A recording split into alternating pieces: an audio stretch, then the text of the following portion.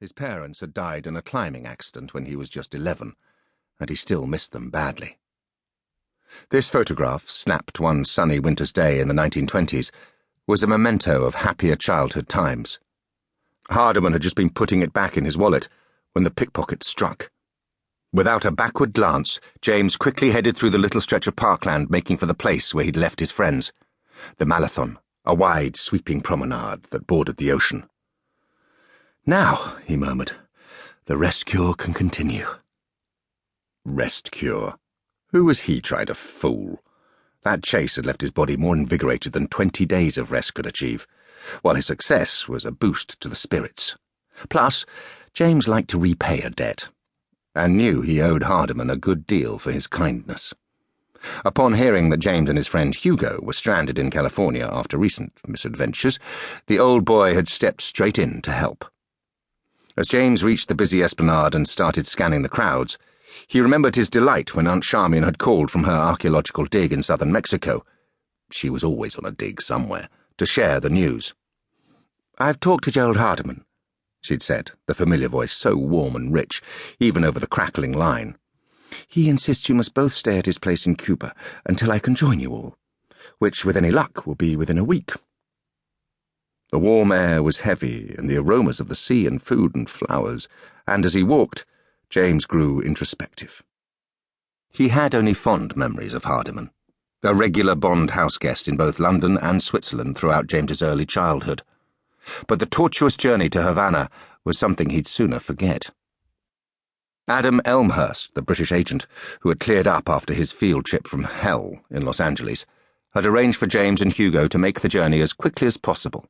They had travelled by air in a DC-2 to Dallas, stopping off to refuel at Tucson. From Dallas, they had got a ride with an American Airlines mail plane that stopped 6 times along the way to Atlanta, before flying Eastern Air Transport down to Miami. Hardiman had met them there, dead on their feet, for the last leg, a Pan Am flight into Cuba that had landed safely earlier that day. "Still, we're here now," James thought. He gazed over the sea wall, drank in the lazy grandeur of his first Cuban sunset, and smiled. Nothing to do but relax in good company and enjoy all that Havana has to offer. "Blood and sand, James, there you are. We didn't know what had befallen you." James turned and found a beetle-browed young dwarf hurrying along the top of the seawall. He smiled. Shared travel and adventure had left him and Hugo as close to friends as James could ever allow. "Sorry to dash off." He held up the wallet. "All in a good cause." "You caught up with the little sewer rat, then? Not that I doubted you would." Hugo shook his head admiringly. "That should snap Mr. Hardiman out of his funk." "Funk?" "Well, don't you think he seems a bit distracted?" James bit his lip. He knew what Hugo meant. Hardiman's face was as crumpled as always, but the kindly eyes looked haunted. On the flight to Cuba, he had come out with all the usual exclamations about how James had grown, pressing him for updates on school and sporting achievements, but had hardly seemed to listen to the answers. "I expect he's just tired from flying out to meet us so early." James pushed a curl of hair off his forehead and looked around. "Where is he, anyway?" "Can't be far behind.